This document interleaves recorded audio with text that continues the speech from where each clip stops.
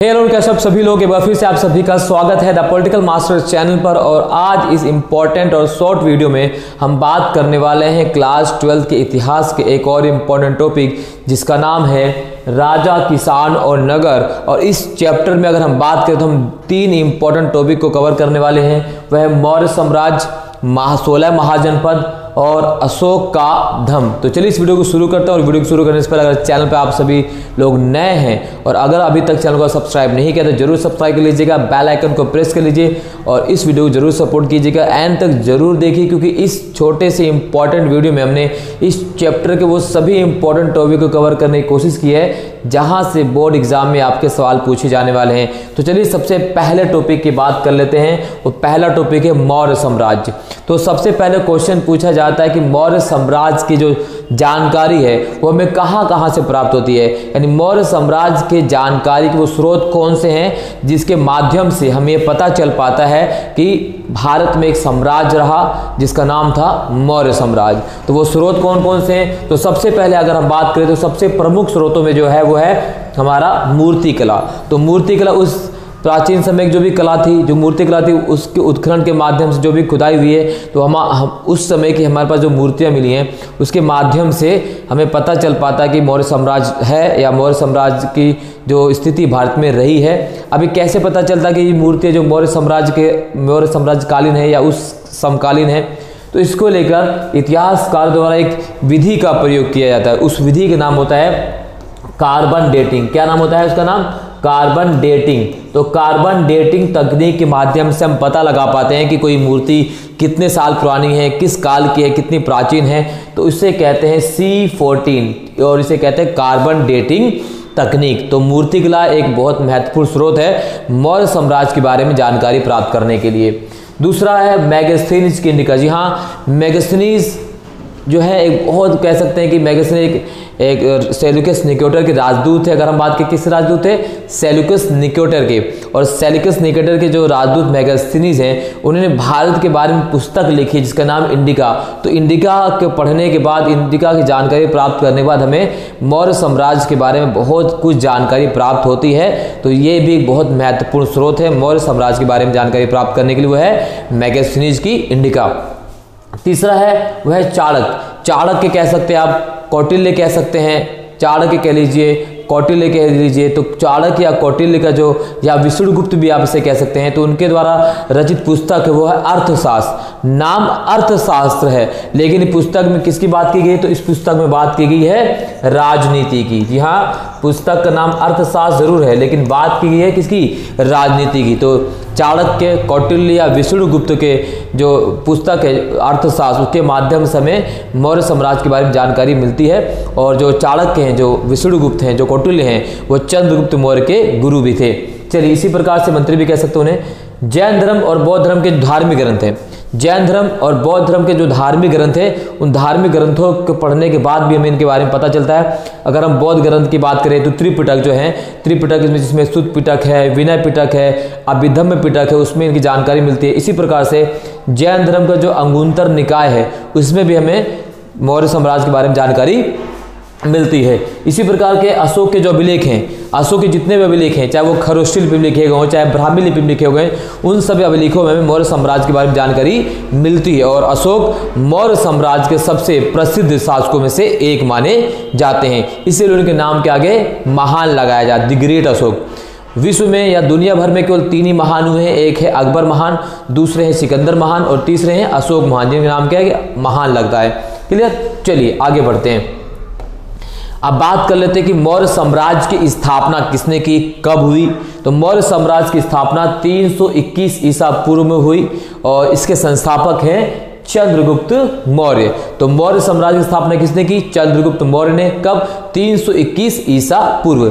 अब ये जो छठी शताब्दी की हम बात करें, क्योंकि इस चैप्टर का नाम क्या है? छठी शताब्दी ईसा पूर्व से लेकर छठी शताब्दी ईस्वी तक। और ये जो छठी शताब्दी ईसा पूर्व से लेकर जो छठी शताब्दी है ये बहुत बड़ा परिवर्तन काल माना जाता है भारतीय इतिहास के दौरान। यानी भारतीय राजनीतिक इतिहास में या भारतीय इतिहास काल की अगर हम बात करें तो ये बहुत बड़ा परिवर्तनकारी काल माना जाता है। इस काल में बहुत सारे परिवर्तन हुए, जनपदों को लेकर, महाजनपदों को लेकर, धर्म को लेकर नए नए धर्म की उत्पत्ति होती है। तो बहुत बड़ा परिवर्तन काल है और इसी परिवर्तन में से एक हम परिवर्तन के बारे में पढ़ रहे हैं, वह मौर्य साम्राज्य। तो साम्राज्य की विस्तार की अगर हम बात करें तो मौर्य साम्राज्य का जो विस्तार था वो पश्चिमोत्तर में अफगानिस्तान और बलूचिस्तान तक फैला हुआ था। जी हाँ, मौर्य साम्राज्य का जो साम्राज्य है वो पश्चिमोत्तर में अफगानिस्तान से लेकर, ठीक है, और बलूचिस्तान तक फैला हुआ था। बहुत विशाल साम्राज्य था मौर्य साम्राज्य।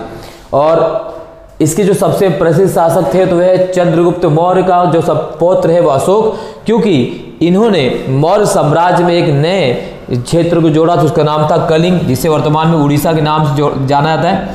और कलिंग विजय के बाद अशोक ने अपनी जो है युद्ध नीति को त्याग दिया, और युद्ध नीति के त्याग करने के बाद वो बिल्कुल कह सकते हैं कि शांति प्रिय बन जाते हैं। अशोक का जो है जो 13वां शिलालेख है, उसी शिलालेख में कलिंग युद्ध का जो है जिक्र किया गया है। उसके बाद अशोक ने अपने साम्राज्य में कभी भी किसी प्रकार की कोई भी जीव हत्या नहीं की। तो ये मौर्य साम्राज्य के बाद अगर हम बात की बहुत बड़ा परिवर्तन काल भी था। अशोक मौर्य साम्राज्य के सबसे प्रतापी और सबसे महान और सबसे प्रसिद्ध शासक हैं, वह हैं अशोक दी ग्रेट, यानी महान अशोक। क्लियर? चलिए आगे बढ़ते हैं। अब बात कर लेते हैं कि मौर्य साम्राज्य की जो प्रशासन, उसकी कुछ विशेषताएं, वहां से सवाल पूछे जाते हैं। तो प्रशासन की विशेषताओं की बात करें तो मौर्य साम्राज्य भी बहुत विशाल था, और उस विशाल साम्राज्य को संभालने के लिए, उसको सुचारू रूप से चलाने के लिए कोई अच्छी शासन व्यवस्था, कुछ अच्छी रणनीति की और कुशल रणनीति की आवश्यकता थी। और वो सारी चीज़ें हमें मौर्य साम्राज्य में देखने को मिलती हैं। वो कैसे देखने को मिलते हैं? तो यहाँ आप देख सकते हैं मौर्य साम्राज्य जो थे, एक सेकेंड, तो मौर्य जो साम्राज्य था वो उसे क्या कहते हैं? उसे वो 5 राजनीतिक केंद्र थे। यानी मौर्य साम्राज्य में मौर्य चंद्रगुप्त मौर्य द्वारा अपने साम्राज्य को 5 राजनीतिक केंद्रों में बांटा गया था। और इसकी जो राजधानी थी वो थी पाटलिपुत्र। राजधानी कौन सी थी? वो पाटलिपुत्र थी। और इसके 4 प्रांतिक केंद्र थे। वो 4 प्रांतिक केंद्र कौन थे? तक्षशिला, उज्जैनी, तोसिल, स्वर्णगिरी। और ये जो 4 प्रांतीय केंद्र हैं, इस चारों के चारों बहुत बड़े व्यापारिक मार्गों पर केंद्रित थे, जहां से आसानी से व्यापार किया जा सकता था। अगर हम स्वर्णगिरी की बात करें, कर्नाटक, जिसे हम सोने के खान के नाम से जानते हैं, तो इस तरह से मौर्य साम्राज्य काफी कुशल, सक्षम और व्यापारिक रूप से काफी समृद्ध था। वहां की जनता, वहां के शासक सब लोग कुशल मंगल थे, अच्छी प्रकार के जीवन जी रहे थे, क्योंकि हर प्रकार की सुख सुविधाएं मौर्य साम्राज्य के दौरान उनको मिली हुई थी। और इसके पीछे जो सबसे बड़ा कारण था वो था चंद्रगुप्त मौर्य की कुशल प्रशासनिक नीति। अब प्रशासन व्यवस्था की बात कर लेते हैं। तो मौर्य साम्राज्य ने अपनी प्रशासन व्यवस्था को और अच्छा बनाने के लिए क्या किया था? तो उन्होंने आसमान शासन व्यवस्था की, क्योंकि देखो जब साम्राज्य बहुत बड़ा होता है, जैसे फॉर एग्जाम्पल के लिए भारत एक बहुत बड़ा राज्य है, बहुत बड़ा देश है, इसमें हमने शासन व्यवस्था को सुचारू रूप से चलाने के लिए क्या किया है? क्या अपनाया? संघवाद को अपनाया, जिसमें केंद्र, राज्य और प्रांतीय स्तरों को हमने शक्तियों को बांट दिया है। ठीक ऐसी मौर्य साम्राज्य, जो कि इस वर्तमान भारत से भी बहुत बड़ा था, उस साम्राज्य को चलाने के लिए साम्राज्य को अलग अलग तबकों में, अलग अलग क्षेत्रों में, अलग अलग जिलों में, अलग अलग मंडलों में बांट दिया गया था, ताकि शासन को सुचारू रूप से चलाया जा सके। क्लियर? इसी प्रकार से प्रांतिक केंद्रों का चयन, अलग अलग प्रकार के प्रांतिक केंद्रों का चयन किया, जैसे एग्जाम्पल तक्षशिला, उज्जैनी, स्वर्णगिरी, तो इन्हें अलग अलग प्रकार से तय किया। वो सभी व्यापार के प्रमुख केंद्रों पर इनकी स्थापना की गई थी। इसी प्रकार से आवागमन को सुचारू बनाना, मौर्य साम्राज्य के दौरान जो है आवागमन को सुचारू बनाने के लिए अनेक प्रकार के कदम उठाए गए। यात्रियों को, व्यापारियों को ठहरने के लिए सराय या घरों का निर्माण कराया गया, जहां यात्री यात्रा आराम से कर सकते थे। मौर्य साम्राज्य से पहले यात्रियों का सामान लूट लिया जाता था, क्योंकि यात्रा करने के जो साधन थे, जो मार्ग था, वो सुलभ और आसान नहीं थे। जबकि मौर्य साम्राज्य ने सभी बहुत अच्छी तरीके से, सुव्यवस्थित तरीके से प्रदान किया। यात्रियों के लिए सराय बनवाए, उनके रहने और रुकने के लिए स्थान दिया, और व्यापारियों को सुरक्षित जो है सुरक्षा प्रदान की, उनके माल के और उनके जान की भी। तो ये भी बहुत बड़ा कदम है मौर्य साम्राज्य के द्वारा उठाया गया था। समिति और उप समितियों का निर्माण किया गया। मौर्य साम्राज्य ने अपनी सेना का संचालन करने के लिए एक समिति बनाई, और उस एक समिति में को 6 उप समितियों में भी डिवाइड कर दिया। तो जान लेते हैं वो कौन कौन सी समितियां और कौन कौन सी उप समितियां हैं। चलिए आगे बढ़ते हैं। तो यहाँ पर आप देख सकते हैं सेना का प्रबंधन मेगास्थनीज के द्वारा, इंडिका में मेगास्थनीज की जो पुस्तक इंडिका, उस पुस्तक में इसने मौर्य साम्राज्य की सैन्य प्रशासन व्यवस्था काफी ज्यादा कह सकते हैं प्रशंसा की, और प्रशंसा इसलिए की क्योंकि इतनी आसानी से, इतना सुसज्जित तरीके से किसी सेना का जो है संगठन इससे पहले नहीं किया गया था। तो आप देख सकते हैं एक समिति बनाई गई और एक उस समिति में 6 उप समितियों को भी जोड़ दिया गया। वो 6 उप समितियां अलग अलग थी। पहला नौसेना का संचालन करने के लिए जो नौसेना का संचालन क्या करती थी, दूसरा यातायात और खान पान का संचालन करती थी, तीसरा पैदल सैनिकों का संचालन करती थी, चौथा अश्वरोहियों का संचालन करती थी, पांचवा रथारोहियों का संचालन करती थी, छठा हाथियों का संचालन, यानी सभी कामों को अलग अलग रूप से अलग अलग भागों में डिवाइड कर दिया गया और आसानी से काम का जो है संचालन किया जाता था। तो ये मौर्य साम्राज्य की जो है प्रशासनिक व्यवस्था थी। आई होप ये पॉइंट आपको सभी को क्लियर हो चुका है। तो चलिए आगे बढ़ते हैं, बात कर लेते हैं महाजनपद।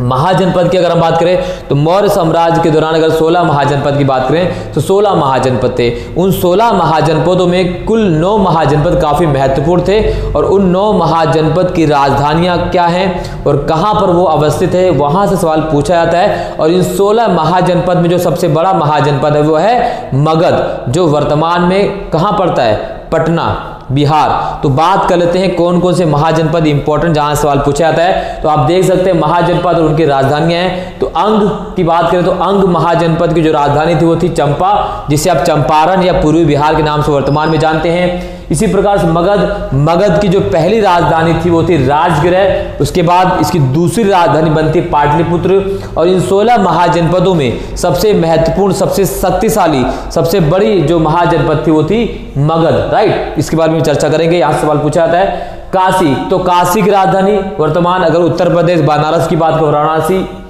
वत्स की राजधानी क्या थी, कौशाम्बी, इलाहाबाद। वज्जी वैशाली की राजधानी थी। कौशल श्रावस्ती जो वर्तमान अयोध्या, फैजाबाद उत्तर प्रदेश के आसपास, इसे आप समझ सकते हैं। मल्ल की राजधानी जो है वो थी कुशावती, वो तो वर्तमान उत्तर प्रदेश देवरिया। अवंती की राजधानी थी उज्जैन, मध्य प्रदेश। इसी प्रकार की कुरु की राजधानी इंद्रप्रस्थ, वर्तमान दिल्ली, मेरठ की अगर हम बात करें तो ये कुल 16 महाजनपदों में से 9 महत्वपूर्ण महाजनपद है जिनकी राजधानी और वर्तमान अवस्थिति के बारे में हमने आपको बताया। और इन 16 महाजनपद में से सबसे महत्वपूर्ण, सबसे उत्तम क्वालिटी, जो सबसे उच्च कोटि की जनपद थी वो थी जो थी मगध। इन 16 महाजनपदों में से सबसे शक्तिशाली और जो सबसे बड़ा महाजनपद था वो था मगध महाजनपद। मगध महाजनपद के शक्तिशाली होने के पीछे के कारण क्या रहे, वो सारी चीज़ें मैं आपको इस कंप्लीट चीज़ में बताने वाला हूँ। तो प्लीज़ यहाँ आप देख सकते हैं कि देखो मगध महाजनपद शक्तिशाली होने की जो सबसे पहला और सबसे इम्पोर्टेंट कारण माना जाता है वो है वहाँ की कृषि। क्योंकि मगध साम्राज्य गंगा नदी के तट पर, गंगा नदी के दोआब पर स्थित था और इसकी वजह से वहाँ की मिट्टी काफ़ी उपजाऊ थी। और मिट्टी उपजाऊ होने की वजह से वहाँ फसलों का जो उत्पादन था अन्य जनपदों की अपेक्षा बहुत अच्छा था। आप सभी को पता है जितनी ज़्यादा मिट्टी उपजाऊ होती है, जितना ज़्यादा जो है सिंचाई की सुविधा उपलब्ध होती है, उतनी अच्छी फसल का उत्पादन होता है। तो ये सबसे पहला कारण माना जाता है। दूसरा है लोहे की खदानें। मगध की अगर हम बात करें तो जो मगध है वो अगर हम राजमहल की पहाड़ियों की अवस्थिति की बात करें तो वहाँ पर स्थित था। आधुनिक झारखंड की अगर हम बात कर लेते तो वहाँ से उन्हें लोहा पर्याप्त मात्रा में उपलब्ध होता था। लोहा उपलब्ध होने के बाद क्या था, लोहे का जो है प्रयोग हथियार में, औजार जो है युद्ध में औजार बनाने के लिए किया जाता। तो इस वजह से भी मगध बाकी साम्राज्यों से काफ़ी ज़्यादा शक्तिशाली था। तीसरा है मगध के आसपास जो है जंगल काफ़ी थे। जंगलों से जंगली जो है हाथियाँ, जंगली जानवर, अगर हम बात करें जंगली हाथियों की बात जानवरों में तो हाथी उपलब्ध, जो हाथी का इस्तेमाल सेना में बहुत ज़्यादा किया जाता था। और उस ज़माने में उस समयकालीन में जिसके पास ज़्यादा हाथियाँ होती थी उसकी सेना ज़्यादा शक्तिशाली मानी जाती थी बनस्पत किसी अन्य जैसे घोड़े या किसी और के बनस्पत की अगर हम बात करें।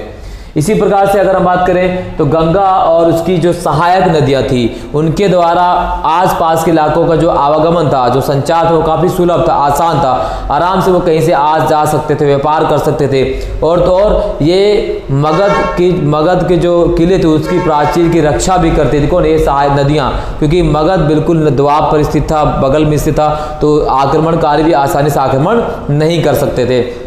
इसी प्रकार से महत्वाकांक्षी शासक की बात करें, मगध के जितने भी शासक थे वो काफ़ी महत्वाकांक्षी थे। वो अब साम्राज्य के विस्तार के बारे में, उसकी उत्तमता के बारे में सोचा करते। जैसे अगर हम बात करें अजातशत्रु की बात करें, बिंबिसार की बात करें, महाबदनंद की बात करें, तो ये काफ़ी महत्वाकांक्षी शासक थे। इसकी वजह से मगध इतना ज़्यादा शक्तिशाली साम्राज्य था 16 महाजनपदों में। अब बात कर लेते हैं एक नेक्स्ट और जो हमारा लास्ट टॉपिक है, वो टॉपिक है हमारा अशोक का धम्म। तो अशोक के धम्म से कई बार सवाल पूछे गए हैं। तो अगर अशोक के धम्म की बात करें तो मैं आप सभी को यहाँ पर बता दूं, क्लियर कर दूं कि अशोक द्वारा जो धम्म की शुरुआत की गई थी वो कोई एक नया धर्म नहीं था। जहाँ जैसे बौद्ध धर्म है, जैन धर्म है, या हिंदू धर्म है, इस्लाम धर्म है, ऐसा कोई नया धर्म नहीं था। वो एक नैतिकता का पालन करना था। यानी धम्म का मतलब था नैतिक होना, नैतिक रूप से नैतिकता का पालन करना, और इसका पालन करने वाला व्यक्ति एक अच्छा मनुष्य बन सकता था, जो अशोक के अनुसार था। अब अशोक के अनुसार धम्म का पालन करने के लिए कौन, यानी धम्म कौन पालन कर सकता है, धम्म की प्रमुख चीजें क्या क्या थी, वो सारी चीजें हम आपको बता रहे हैं। वो थी बड़ों का आदर करना। क्या करना? बड़ों का आदर करना। सन्यासियों और ब्राह्मणों के प्रति हमेशा उदारता का व्यवहार करना, उनके प्रति क्रोध भाव प्रकट ना करना, जो ईर्ष्या का भाव प्रकट ना करना, उदार रहना उनके प्रति, सेवकों और दासों के साथ उदार व्यवहार करना, ये भी धर्म का ही भाग था। और दूसरे धर्मों और परंपराओं का आदर करना, सत्कार करना। ऐसा ना करना कि भाई आप वो धर्म छोटा ये धर्म बड़ा, नहीं, सभी धर्म एक समान है, और सभी धर्म की जो परंपराएं, जो संस्कृति, जो कल्चर है, उसका आदर और सम्मान करना ही अशोक का धर्म था। और अशोक ने अपने धर्म के प्रचार करने के लिए एक व्यक्ति आप कह सकते हैं कि नियुक्ति की, इसका नाम था धम्म महामात्य। क्वेश्चन कई बार पूछा गया अशोक द्वारा धम्म के प्रचार करने के लिए किसकी नियुक्ति की गई, तो वह है धम्म महामात्य की नियुक्ति की गई थी। तो ये हमने कंप्लीट जो है इस चैप्टर जितने भी इंपॉर्टेंट टॉपिक थे हमने इस शॉर्ट और इम्पॉर्टेंट वीडियो में कवर कर लिया। आई होप ये वीडियो आपको पसंद आई। अगर पसंद आई है तो लाइक शेयर कमेंट जरूर कीजिए, बेल आइकन शेयर कीजिए। आपकी सपोर्ट की बहुत ज़्यादा ज़रूरत है। अगर चैनल पर नए हैं तो जरूर चैनल को सब्सक्राइब कर दीजिए, बेल आइकन को प्रेस कर दीजिए। इसी प्रकार से मिलते हैं एक नए और इम्पॉर्टेंट वीडियो के साथ।